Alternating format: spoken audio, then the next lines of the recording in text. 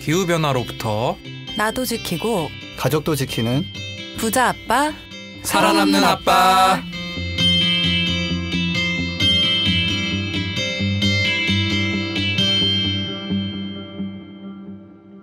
안녕하세요. 팟캐스트 부자 아빠 살아남는 아빠입니다. 기후변화로 급변하는 경제산업 구조 속에서 우리들의 가족도 지키고 재산도 지킬 수 있는 방법을 지금부터 알려드립니다. 네, 안녕하세요. 오전에 피 8통 뽑고 온 김나연입니다. 이제 통 사이즈가 어떻게 돼요? 한 이 정도? 그게 무슨 진짜? 통이야? 네. 5, 6cm? 네, 뭐 때문인지 모르겠지만 네, 그 지석쌤. 코로나 사태로 한 3주째 차택 중인 김지석입니다. 네. 쾌적한 환경을 위해 차량용 가습기를 어제 구입했습니다.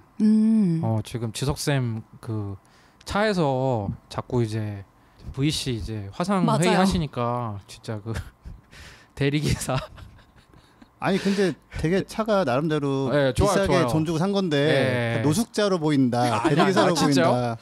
네. 그래도 근데 이제 뭐 내가 봐도 그래 솔직히. 가족분들 생각해서 이제 또 차 나와가지고 해서 하시는 거잖아요, 그죠? 네, 좋은 거. 그렇죠. 그 제가 또 좋은 소식을 하나 전달드릴 게 있는데 이제 애플 팟캐스트에서 부자 아빠 네. 살아남는 아빠를 다시 들을 수 있게 됐습니다. 복구가 된 거죠. 네, 기존에 서비스 제공하는 쪽에서 문제가 있어서 안 나왔는데 제가 그 애플의 모건 시니어 어드바이저랑 긴밀하게 이메일을 보내가지고 드디어 이제 들으실 수 있게 됐습니다. 그래서 애플 뭐 아이폰 사용하시는 분들도 부자 아빠 살아남는 아빠 물론 팟빵 앱을 다운받아서 들으셔도 되고요. 네이버 오디오 클립도 가능하고 이제 애플 팟캐스트 앱에서도 들으실 수 있습니다.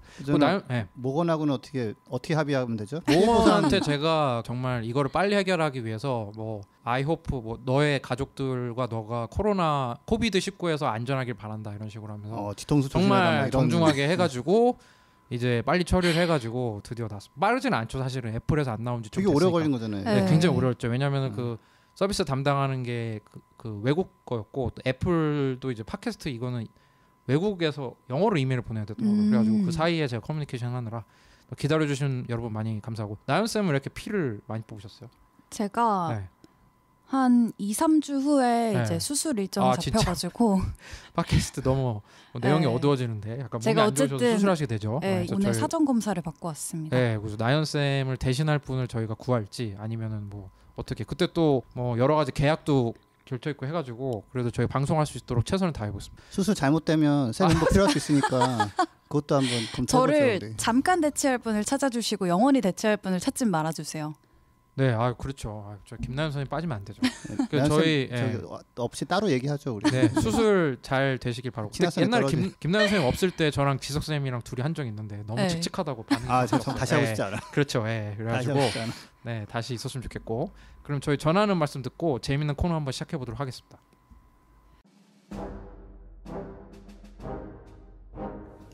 플라스틱으로 넘쳐난 대한민국. 일회용 플라스틱 없는 장보기가 불가능할까요? 대형마트가 변하면 가능합니다. 그린피스의 플라스틱 제로 캠페인을 검색해 대형마트의 플라스틱 제로를 요구하세요.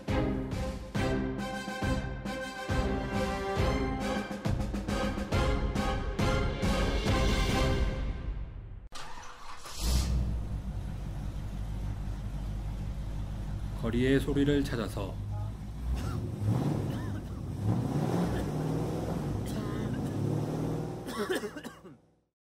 이 소리는 기후위기를 심화시키는 내연기관차가 매캐한 매연을 뿜으며 지나가는 소리입니다.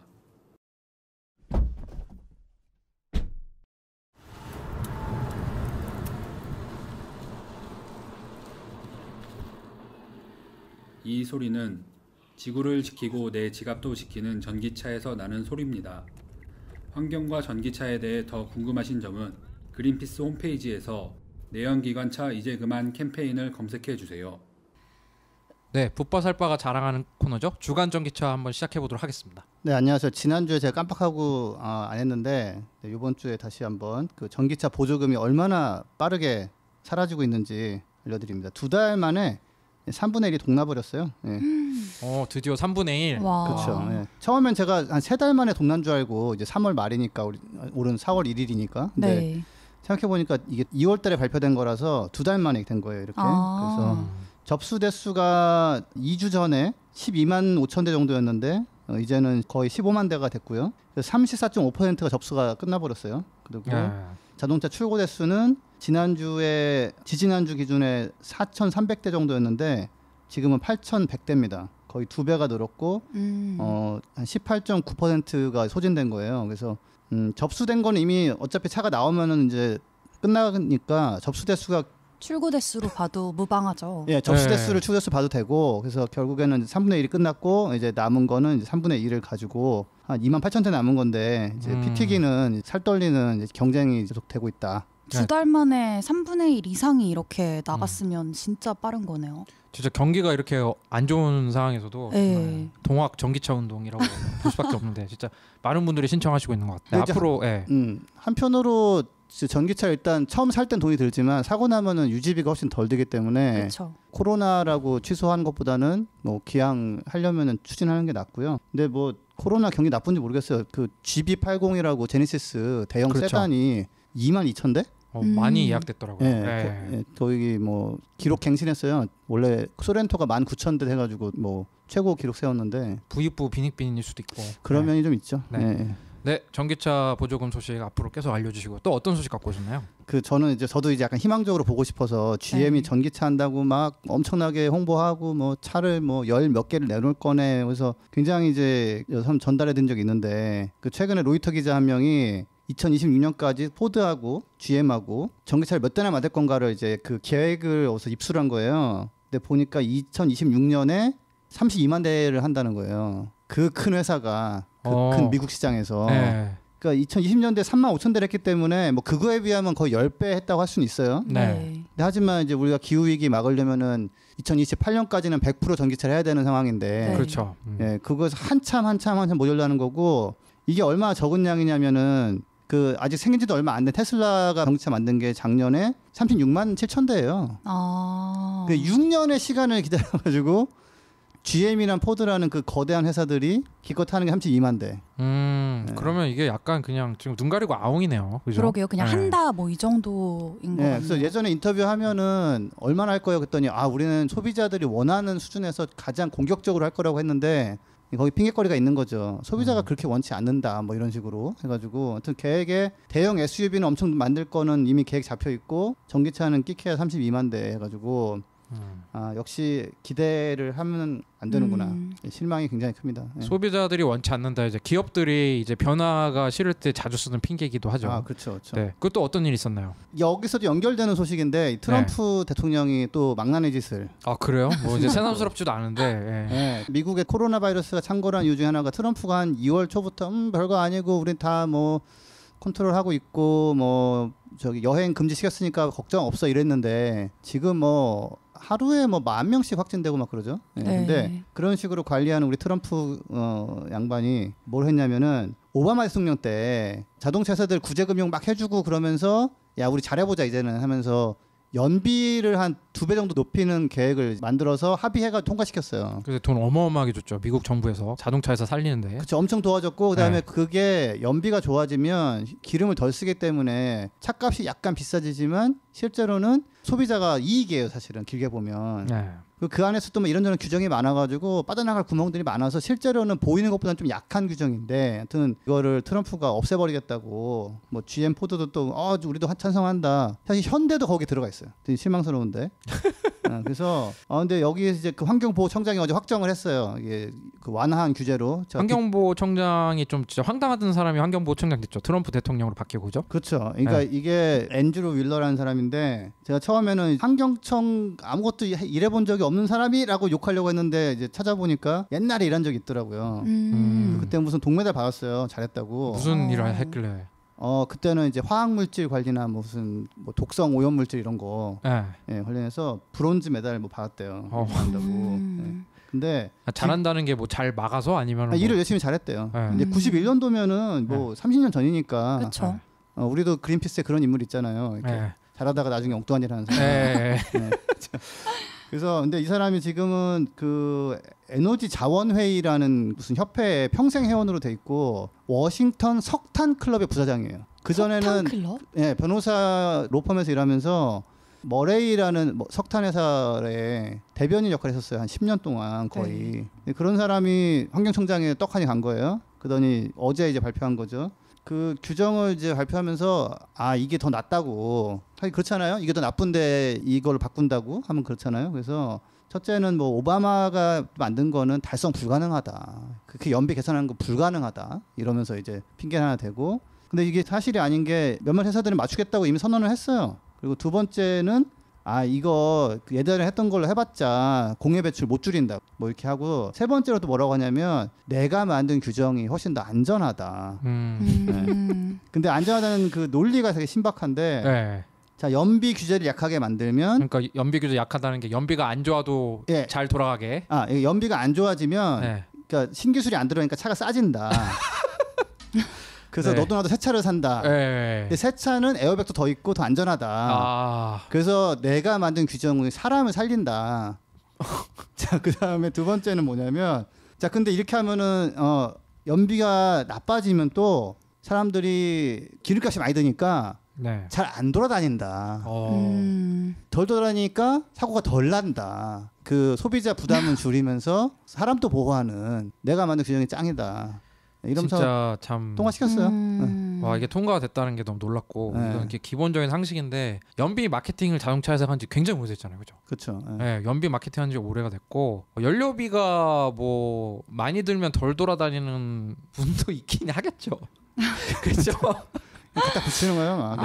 근데 이게 사실 이 안에서도 모순이 있는 게 차가 싸면 할부금이 덜 낼 거 아니에요. 그럼 주머니 돈이 더 있다고요. 그렇죠. 그럼 까짓거 연료비 이렇게 쓰는 거죠. 게다가 코로나 때문에 지금 완전 싸져가지고 지금 석유가 미국은 특히 세금이 별로 없어요. 그래서 리터당 300원 그래요 지금. 미국에서. 지금 미국의 인구당도 그렇고 탄소 배출 어마어마하게 하고 있거든요. 정말 어마어마하죠. 일말의 책임감도 느끼지 못하는 조치인 것 같습니다. 그래서 결국은 또 역시 그 일관성 있게 망나니 짓을 또 했다. 정말 한결같다. 마지막은 약간 긍정적인 소식을 전하자면 사실 지금 자동차 공장들 다 문을 닫았는데 전기차 공장도 예외는 아닌데 테슬라 근데 중국 공장은 지금 문을 열어서 돌아가고 있어요. 그래서 일주일에 3,000대씩 만드는데 여기에 이제 LG 화학이 2월달에 배터리를 독점적으로 공급을 했다고 합니다. 원래는 한중일이 같이 붙은 거였어요. 중국의 CATL, 일본의 파나소닉, 원래 이제 오래된 파트너죠. 그다음에 이제 LG 화학이 신규로 들어가는데 무슨 일이 있었는지 모르겠지만 중국 매체 보도에 의하면은 2월달 같은 경우는 LG 화학만 약 200메가와트아워의 배터리를 공급했대요.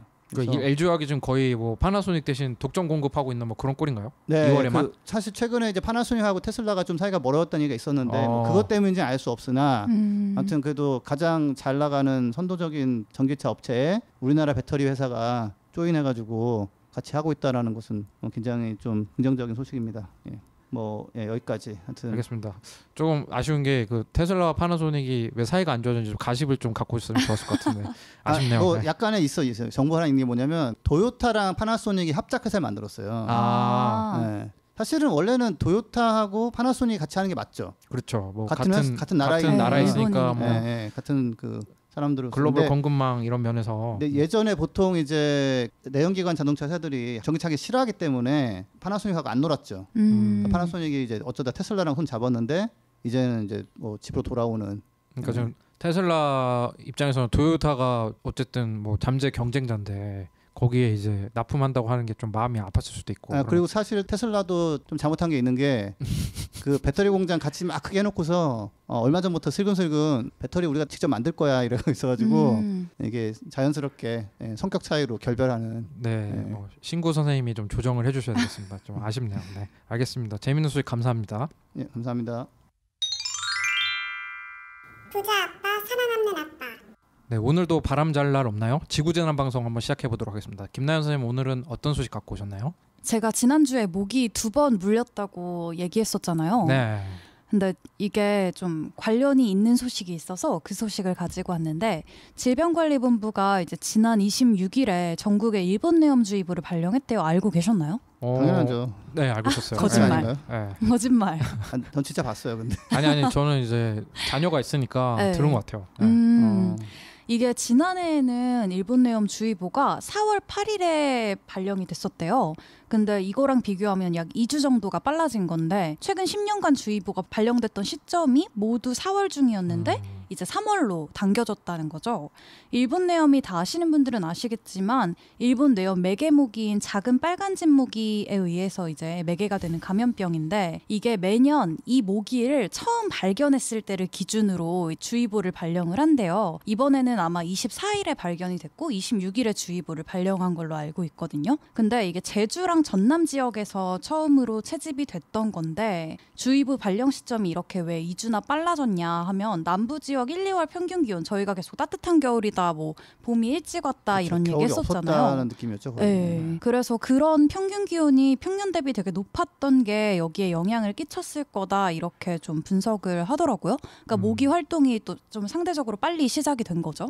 지석쌤이 제가 이 뉴스를 한번 공유를 했더니 때이른 더위에 전국의 일본 뇌염 주의보라는 1999년 기사를 전달을 해주셨어요. 근데 이 기사 내용을 보니까 이때도 뭐 주의보가 빨리 발령됐겠구나 이런 제목만 보고도 그런 느낌이 들었는데 5월 10일에 작은 빨간짓 모기가 발견이 돼서 5월 13일에 주의보가 발령됐는데 그쵸. 이게 이상고온 현상으로 96년, 97년보다 10일 일찍 발령된 거였다고 하더라고요. 그러니까 5월이 여름이 올까 말까 막 간 보는 시기니까. 네, 맞아요. 원래 그러니까. 6월이 좀 초여름이었는데 이게 99년도 기사 제가 검색해 본 건데 네. 워딩이 똑같지 않아요, 진짜. 네. 때이른 더위, 네. 발령 빨라져. 이번에 네. 나온 기사랑 진짜 똑같아요, 별다를 게 똑같아. 없었어요. 그래서 국립의과학지식센터의 일본 뇌염 유행 예측 사업의 현황과 전망이라는 보고서를 봤더니 1982년에는 이 주의보가 6월에 발령이 됐더라고요. 그리고 83년부터 5월에 발령이 됐고 2005년부터 4월에 발령이 됐고 이제 올해에는 4월에서 3월로 당겨지게 된 거죠. 그러니까 3월 달에 네. 뇌염주의보는 정말 근데 말이 모기가 안 돼요, 이게. 되게 늦게 사라지잖아요. 그렇죠. 겨울에도. 근데 또 출현도 이렇게 빨리 하니까 되게 힘들긴 한 것 같아요. 혹시 일본 뇌염을 조심할 수 있는 방법 없을까요? 모기장을 네. 쳐야 되나? 어떤? 네, 맞아요. 모기장을 되게 추천을 하시더라고요. 네. 질본에서. 이게 되게 문제가 되는 게 지난해 한 해 동안 일본 뇌염 발생자가 35명이었는데 이제 18년에는 17명이었대요. 그러니까 거의 2배가 증가를 한 거죠. 그리고 최근 3년 동안 해마다 계속 2배씩 증가를 하고 있다고. 근데 이게 뭐 물린다고 해서 바로 뭐 걸린다 이건 아니지만 99% 정도는 뭐 무증상이거나 아니면 가벼운 증상을 겪고 넘어간대요. 근데 250명 중에 1명 뭐 그렇게 적은 수치는 아닌 것 같아요. 이 정도는 이제 급성 뇌염으로 진행될 수 있는 가능성이 있다고 해서 최선의 방법은 이제 예방 접종이긴 하고 네. 그리고 아까 윤탁쌤이 얘기하신 것처럼 실제로 뭐 생활 공간에 뭐 모기장을 친다던가 이런 선제적인 대응이 필요하다고 하네요. 그러니까 이제 지금 옛날 같으면은 그냥 여름 지나가면 없는 모기인데 네. 지금 뭐 3월부터 한 10월까지 있잖아요. 그쵸. 10월 넘어서도 네. 계속 있는 것 같아요. 또 애 보면 안쓰러운 게 막 코로나 조심하라고 하는데 또 일본 뇌염도 조심하라고 하니까 막 애들이 네. 어렸을 때 막 많이 위축될 것 같고 맞아요. 세상이 이렇게 무섭나 하면서 뭐 할 것 같고. 윤탁쌤이 얘기해 주셔서 또 이 네. 정보 하나 알려드리면 이 일본 뇌염 같은 경우에는 국가 예방접종 사업 대상이라서 생후 12개월부터 12세 아동은 무료로 접종을 받을 수 있다고 해요. 그래서 권장 접종 시기에 맞춰서 연중에 뭐 아무 때나 받을 수 있다고 하니까 부모님들은 좀 맞춰서 받아보시면 어떨까 싶습니다. 그 아이들한테 이거 맞으러 가자고 하면 아프냐고 물어볼 수 있는데 네. 안 아프다고 하시고 그냥 데려가세요. 아 맞으면 아픈데 안 꿀팁. 아프다고 거짓말을 해라. 꿀팁 거짓말하라는 꿀팁. 어렸을 때 제 둘째 동생이 네. 주사를 그렇게 싫어했는데 네. 엄마가 거짓말을 하고 데리고 갔어요. 근데 어머. 주사실을 들어갔는데 네. 주사실에서부터 병원을 뛰쳐나간 거예요. 근데 신발이 다 벗겨졌는데 동생이 막 뛰어가가지고 제가 뛰어가서 잡았던 기억이 있어요. 아니 뾰족한 거에 좀 더 공포를 느끼시는 분들이 네, 있으시대요. 맞아요. 네. 그런 걸 예방하기 위해서 이제 밥을 한 2끼 정도 굶겨서 힘이 없게 달릴 약간 힘이 없게. 힘을 약간 빼서 네. 안 아프다고 해서 부자빠 사람 데려가시면 나쁘나 한 번 정도는 통할 수 있어요. 네, 붓바살바는 아동 권리를 옹호합니다. 네. 아이들을 위해서. 네, 알겠습니다. 이게 사랑이야. 네, 좀 코로나의 일본 내용까지 좀 모두 이제 붓바살바 들으시는 분들 건강 조심하셨으면 좋겠고. 네. 그럼 전하는 말씀 듣고 이제 다음 코너 시작해 보도록 하겠습니다.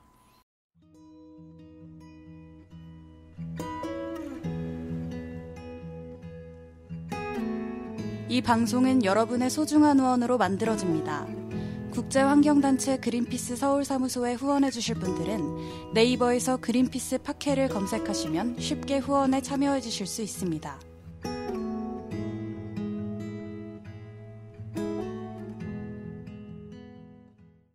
네, 지난주에 자체적으로 뜨거운 반응이 있었던 코너죠. 그린피스 연대기.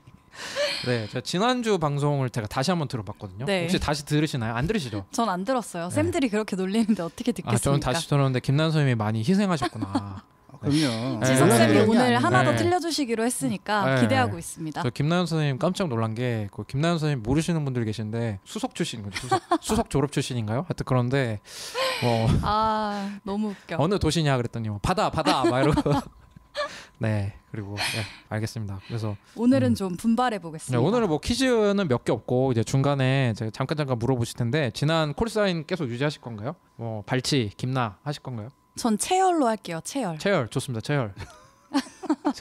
나 실밥을 할게 실밥. 실밥. 뽑았어. 실밥 좋습니다. 네, 알겠습니다. 지난 방송 때 처음으로 그린피스가 이제 생겨난 역사적 배경이랑 네. 어떻게 처음에 이제 항해를 하기 시작됐는지 그리고 그린피스 이 첫 항해에 나선 12명이 있었다라는 거를 좀 소개시켜 드렸는데 저 같은 경우 또 재밌던 사실은 이제 베트남 전쟁에 대한 그 시대적 이해랑 그다음에 네. 광어 잡던 배를 타고 이렇게 맞아요. 갔다는 게 좀 너무 재밌었는데 오늘은 이제 항해 초반에 대한 얘기를 아주 살짝 얘기를 해드릴 거예요. 그래가지고 그린피스 설립일이 언제인지 아세요? 1930... 이거 뭐 퀴즈 아니고 20세기 언제?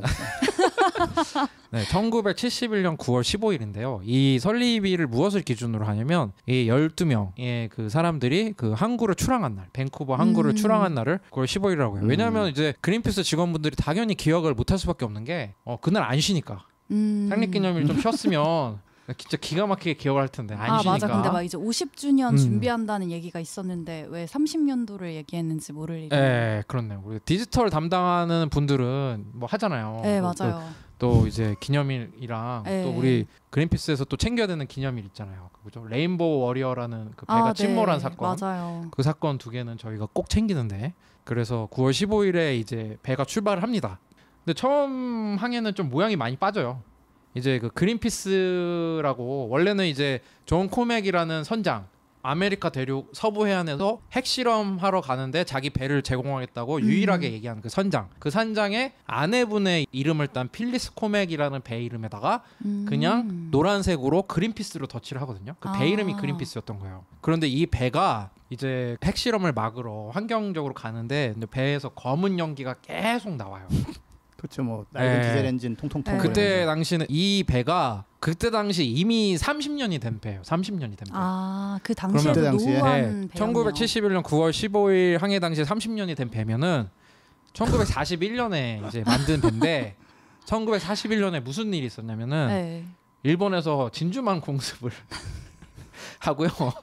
그 다음에 대한민국 임시정부가 일제에다가 선전포고를 하던 그 시기에 만든 배예요. 그 배에 또 광어 잡던 배에 12명이 타고 가는 거예요. 근데 잘 만들었나 보다. 30년 가다니. 그러니까 배 30년 타기 운동 이런 거 참가해서 막. 내가 봤을 때 이게 선장님이 이 정도 됐으면 배도 그렇고 나도 그렇고 이제 그냥 죽으러 가자 이런 정도로. 그래서 배에서 검은 연기가 콸콸콸 나오니까 그린피스 로고가 보이지도 않았대요 그때. 그런데 그린피스도 환경 감시선이 몇 척 있는데 아직은 재생 가능 에너지로 가는 배가 한 대밖에 없거든요. 그쵸. 레인보우 워리어라고. 레인보우 워리어 3호인데 세 번째 레인보우 워리어인데 그거는 무동력 항해가 가능해요. 네, 여러분들 윤탁쌤 타보셨죠? 저 타봤죠. 저 타봤는데 류 배우님이랑 같이 타시지 않았나요? 예, 제가 셀럽에 얹혀가고 싶지 않은데 그 명성에 누를 끼칠 수 있어서 그런데 이제 같이 탔었는데 이게 혹시 원피스라는 만화 아세요? 네, 알긴 알아요. 보면은 무풍지대가 있잖아요. 바람이 안 부는 지대가 있거든요. 원래 산업혁명 이전에는 재생가능 에너지로 갔어요, 그죠? 바람으로 갔거나 아니면 인력. 그래서 갔는데 이제 무풍지대 그러다가 배가 갇히면은 빠져나올 수가 없죠. 그러니까 이제 레인보우 워리어 3호 같은 경우는 처음으로 이제 기부금을 모아가지고 원래 환경감시선을 환경단체 특히 우리 같이 개인 호업만 봤는데 네. 뭐 엄청 뭐 럭셔리한 크루즈선을 새로 뽑고 그럴 순 없잖아요. 네. 그러니까 우리가 막 옛날 뭐 과학선 이런 거 쓰던 거를 이제 중고로 사가지고 개조하는데 레인보우 워리어 3호는 최초로 이제 모금을 해가지고 건조를 해요. 그래가지고 뭐 90일 정도는 무동력으로 거의 100% 재생 가능 에너지로 항로에 따라서 이동하는 경우도 있고 뭐 비행기도 이제 제트기류 타는 지역이 있는 것처럼 배도 바람 타는. 네. 근데 그때 당시에는 암치카 섬을 딱 갈 수 있는 그런 무동력 배는 없었다고 봐야겠죠 그때. 네. 지금 생각해보니까 지금 기회일 수 있어요. 우리 네. 그 고급 크루즈선 살 수도 있어. 요즘 그 크루즈 완전 망해가지고. 아 맞아, 그럴 수도 있는데 그래가지고 이제 약간 그린피스는 배는 왜 좀 화석연료를 떼냐 그런 게 아닌데 우리 자구적으로 이제 굉장히 좀 환경적으로 하려고 노력을 하고 있는데 네. 또 거기에 또 후원자 돈을 막 무지막지하게 쓸 수는 없으니까 그쵸. 우리가 그렇게 하고 있어요. 그래가지고 이제 밴쿠버에서 또 바다로 빠져나가는 그 해안선이 되게 길더라고요. 이렇게 그런데 아마 이 중에는 이제 밴쿠버만을 빠져나오면 그래도 육지를 이제 좁은 길을 빠져나오는 거잖아요. 네. 그래서 이때만 해도 12명이 뭐 우리 핵실험 하는데 죽지 않겠지, 뭐 중간에 돌아갈 수 있겠지 이렇게 생각할 수 있었을 것 같아요. 그 그린피스 초대 회장이었던 밥 헌터도 이제 뭐 아들 딸 두고 온 생각에 눈물이 나기도 하고 이때까지만 해도 약간 좀 낭만적인 분위기가 좀 있었을 거예요. 자, 여기서 질문 갑니다.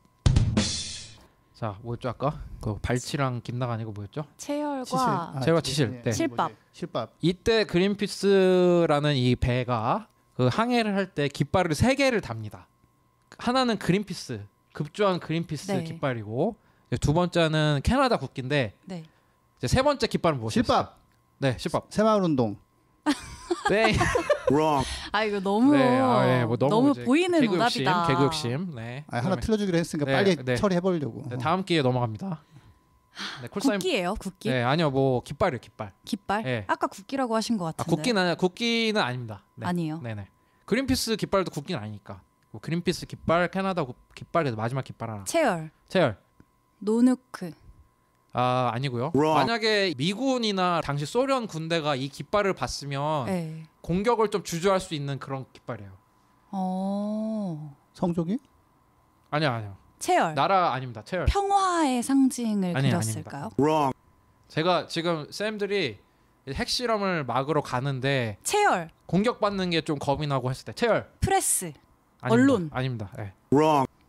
네, 그냥 이거는 패스하도록 하고요. 유엔 깃발을 달고 가요. 나름 뭐 머리를 굴린 거예요. 그래서 유엔 깃발, 캐나다 깃발 이렇게 달고 가면 뭐 좀 우리를 막 그렇게 막 하진 않겠지라는 생각으로 이제 그런 희망을 갖고 이제 갑니다. 그래가지고 이때 당시 배 이름만 그린피스였고 네. 그 Don't Make a Wave Committee, 그러니까 파도를 만들지 마라는 그 작은 위원회 사람들이 가는데 이 사람들이 어렸을 때 이후로는 교회를 다녀본 적이 없는 사람들이래요. 그래서 이제 탄 사람들 이제 면면을 보면은 이제 짐 볼렌이라고 이 Don't Make a Wave Committee를 만든 이 미국 분인데 자식들이 징병 가는 게 싫어가지고 이제 캐나다로 이제 가족들이랑 밴쿠버로 왔던 이분인데 원래 이분 우주공학 하시던 분이래요. 그래서 지오대식 돔이라고 오각형, 육각형 이렇게 막 서울랜드에 있는 그런 돔 같은 그런 거를 기하학적으로 만드는 일을 하고 로켓 모터에 뭐 약간 우주공학 이런 걸 하시던 분이었고 이제 논란의 패트릭 무어 이분은 숲 생태학, 뭐 컴퓨터 시뮬레이션 하던 분이었고 그 다음에 뭐 문화 지리학자, 뭐 화학자, 그 다음에 언론인, 뭐 기자, 의사, 그 다음에 딕 피네베르그는 알래스카대 정치학 조교수, 유니버시티 오브 알래스카 그런 분들이 가서 이제 약간 종교랑은 이 거리가 멋인 분이었는데 네. 이제 아무래도 이 거친 바다로 가게 하면서 조금씩 좀 생각이 바뀝니다. 네, 뭐 가톨릭, 뭐 기독교 방송 아닌데 뭐 이렇게 조금 가게 되는데 자 여기서 우선 이분들이 약간 좀 이런 두려움을 달리기 위해 가지고 네, 물품을 받기도 했는데요. 이걸 지금 제가 질문을 한다고 그러고 답을 써놨네요. 네. 와인 같은 것도 좀 기부를 받으셨다 당시. 네. 그래가지고 와인을 마시고 그래갖고 이제 조금씩 예민해지는 모사를 하는데 뱃사람들이 믿는 그런 미신들이 있어요. 뭐 쌤들 뱃사람들이 믿는 미신 뭐 하나 아는 있으신가요? 인어를 보면 폭풍을 만난다? 아 인어를 보면 폭풍 만난다. 이게 맞는지 맞는 것 모르겠어. 같아. 들어본 것 같아. 스타벅스가 그 세이렌 그거 네, 사이렌. 맞아요. 노래 소리에 홀려서 가면은 이제 그런 것도 있고 이제 뭐 어촌 같은데 보면 옛날에 뭐 우리나라는 아닌데 그 물고기를 굽잖아요. 네. 그 다음에 위에 살을 바른 다음에 뒤집어서 발라 먹는 게 금기시되는 그냥 배 뒤집어지는 것 같다고. 그래가지고 위에 걸 발라 먹고 싹 뼈를 빼가지고 밑에 걸 먹는 그런 게 있어요. 그래가지고 이제 뭐 캐나다 광어하던 이 선장님의 이제 믿음이 뭐였냐면 통조림을 뒤집어 따지 마라. 그러니까 예를 들어서 통조림이 그림 모양이 있잖아요. 그런데 이제 그림 모양 윗부분을 따야 되는데 이걸 통조림 뒤집어 갖고 아래를 따면 안 된다. 아래를 부분을 따면은 이게 약간 마치 배가 뒤집어지는 것 같은 그런 미신. 그래가지고 이제 패트릭 무어가 그 통조림을 버터 통조림을 뒤집어 까다가 욕을 한번 먹습니다. 그래가지고 처음에만 노랬구만. 이때부터 알아보고 내포쳐. 네, 그래서 처음에는 이제 막 뭐 한 명은 이제 기관사고 한 명은 선장이니까 12명 중에 그 2명 같은 경우에 뱃사람이었으니까 원래 예민하다고 할 수 있는데 그 나머지 10명 이제 뭐 과학자도 있고 의사도 있고 뭐 기자도 있고 뭐 케미스트리도 있고 뭐 화학 공부하는 사람도 있고 이런 사람들이 것 같아요. 아니 뭐 이런 걸 가지고 그러냐. 맞아. 하하 웃었대요. 이제 하하 웃었는데 이제 캐나다를 조금씩 이제 연안을 벗어나가면서 이제 바다가 거칠어지니까 이제 좀 예민해지기 시작한 거예요. 근데 패트릭 무어가 또 캔을 거꾸로 땁니다. 말을 안 들어. 그래가지고 이때는 조금 사람들이 일부러 거꾸로 따지 마. 거꾸로 따지 말라고 컵도 컵 안이 보이게끔 이걸 걸어야 되나 봐요. 그 이제 뭐 배 같은 데는 계속 흔들리니까 컵을 이제 뭐 설거지 해놓고 있다 어디 올려놓는 게 아니라 어디 뭐 위에 달랑달랑 걸어놓거든요. 근데 그게 안이 보이게끔 해야지 이렇게 뒤집어진 모양으로 하면 또 그것도 금기인가 해서 그런 것도 이제 적응을 하면서 이제 배에 적응을 하게 되는데 이때 진짜 언론 홍보를 기가 막히게 한 게 이 사람들이 어쨌든 히로시마에 지난 방송 때 150배라고 그랬는데 250배 되는 이 핵실험에 50마일 그러니까 80km 반경이 있으면 안 된대요. 이거 다 이제 여기 안에 있으면 이제 막 그 핵실험하는 사람들이 나가라라고 하고 막 그러고 이제 미국 핵실험 관련 기술자들만 20마일 그러니까 32km 반경 안에 있는데 이 정신 나간 사람들은 3마일 처음에 4.8km까지 가기로 해요. 그러니까 죽을 수도 있다고 생각을 하고. 그렇죠. 뭐 목숨을 걸고 원래 막으러 가는 거잖아요. 그러니까 막으러 가는 거니까. 그다음에 그때 액션이 이렇게 정말 이거 리걸 리뷰 다 받은 건가? 그때 이제 Don't Make a Wave 커뮤니티에 그 캐나다 법 전문가가 있긴 있었는데 그냥 이렇게 가고 그다음에 미국의 네바다주 라스베가스로 유명하죠. 거기가 원래 핵실험이 유명한데 한 83번 정도 핵실험에는 한 7번 정도 방사능이 샜대요. 근데 이 알류산 열도 여기는 그 지질학적으로 불안정한 지대래요. 그래가지고 여기에 그 히로시마 핵실험에 뭐 250배짜리가 터진다는 게 상당히 배 같은데 당연히 바다에 떠 있는 배에도 영향을 미칠 수 있잖아요. 근데 그런 거 이제 조금씩 예민한 상황에서 가서 이게 언론에 어떻게 소개가 됐냐면 뭐 뉴클리어 존 웨이니즘, 그러니까 그 서부의 존 웨인 같이 약간 무대뽀로 간다, 약간 이런 느낌이어가지고 이제 존 웨인이 그때 당시 굉장히 유명한 미국 서부국의 약간 3대 스타? 클린트 이스트우드랑 존 웨인이 뭐 70년대 진짜 전 세계적으로 가장 유명한 스타였잖아요. 그래서 어떤 기자가 존 웨인한테 가서 물어봐요. Don't Make a Wave 커미티라는 데가 그린피스라는 배를 타고 저 핵실험 막으로 배 타고 이렇게 가는데 어떻게 생각하냐 그랬더니 이 존 웨인이 Bunch of commies, 공산주의자들이라고 이렇게 얘기를 해요. 그러니까 이런 유명한 셀럽이 그때 당시 항해에 관심을 가질 정도로. 근데 이게 또 이 항해에 나선 사람의 대부분이 캐나다 사람이잖아요. 근데 이제 캐나다 사람들이 남의 일에 별로 관심이 없는데 이 미국 사람 이것도 굉장히 유명한 사람이 막 공산주의자들이 저 핵실험 막으러 간다고 해버리니까 열받아가지고 양키 고홈이라고 존 웨인을 이렇게 깝니다. 그런데 이제 존 웨인도 2차 대전 때 나이랑 부양가족 핑계로 군대를 안 갔어요. 그리고 존 웨인이 암으로 죽었거든요. 그 요즘 이제 그 TV 프로 중에 차트 달리는 남자랑 신비한 TV 서프라이즈라고 주말에 딱 라면 끓여 먹으면서 보면 좋은 그런 프로 있거든요. 그런데 그런 데에서 나온 얘기에 따르면 존 웨인이 암으로 죽었는데 이제 영화 징기스칸이라는 영화를 찍다가 그 스텝 250명들이 대부분 피폭이 됐다는 거예요. 원래 사막에서 핵실험을 많이 했는데 그 피폭을 잘 몰라가지고 그래서 이 오히려 존 웨인도 핵실험에 의한 그 방사능 피폭으로 죽었던 얘기가 있어요. 그런데 이제 존 웨인이 그렇게 안 좋게 얘기를 좀 했고 그 다음에 이제 만을 나가니까 이제 그 밴쿠버를 좀 나가면 이제 밴쿠버 섬이라고 좀 큰 게 있거든요. 거기에 또 이제 아메리칸 인디언들이 많이 산대요. 그러니까 아메리칸 인디언들이 배에다가 무선을 보내서 우리 동네에 들려가지고 좀 가줬으면 좋겠다. 우리 원주민들은 너의 항해를 지지한다라고 하면서 항해에 대한 이런 그 환영을 받으면서 암치카 섬까지 먼 길을 가게 됩니다. 이게 오늘까지 소식이고요. 다음 주에 좀 더 어떤 일들이 벌어지는지 이제 배에서 이제 네. 그 인물들의 면모가 드러나겠죠. 그리고 이제 뭐 힌트를 좀 드리면 이 항해를 가만히 안 두는 사람들이 좀 나오기 시작하겠죠. 그래서 어떤 일이 좀 벌어지는지 다음 좀 주에는 퀴즈 조금 더 많이 주세요. 네, 제가 퀴즈 좀 실수가 있었네요. 네, 그래서 준비를 해올 수 있도록 하겠습니다. 그러면 전하는 광고를 듣고 이제 마무리를 할 수 있도록 하겠습니다. 네.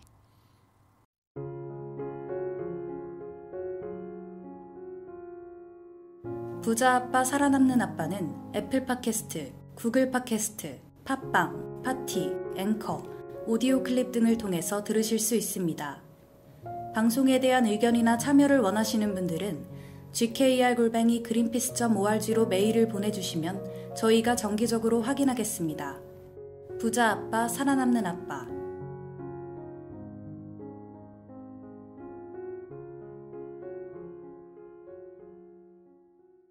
네, 오늘 저 방송해보는데 어떠셨어요? 또 지금 막상 퀴즈가 없으니까 좀 허전하다는 말씀도 있었고. 네. 아쉬워요. 네, 제가 오늘 와인이 상품 써 있어서. 전달식 못했는데 다음에 PD님한테 상품 전달식 꼭 갖도록 하겠습니다. 아, 좋습니다. 코너 중간에. 알겠습니다.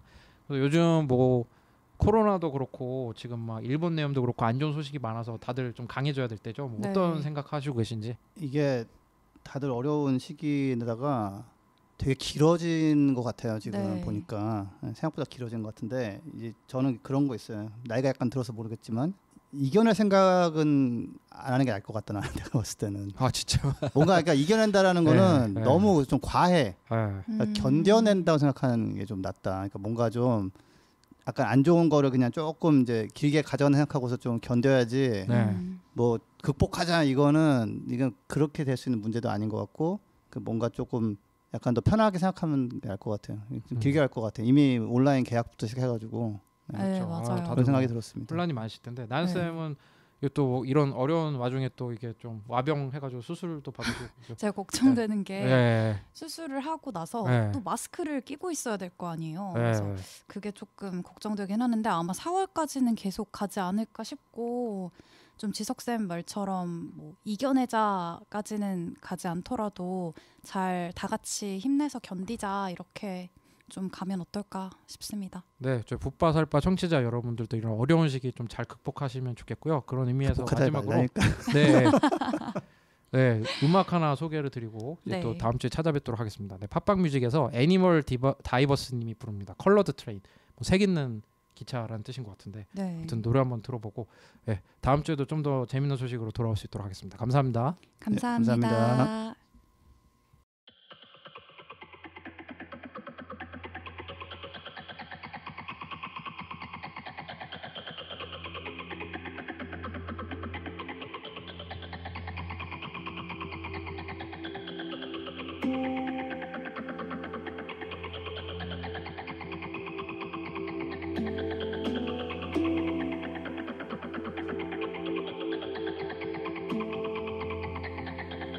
음.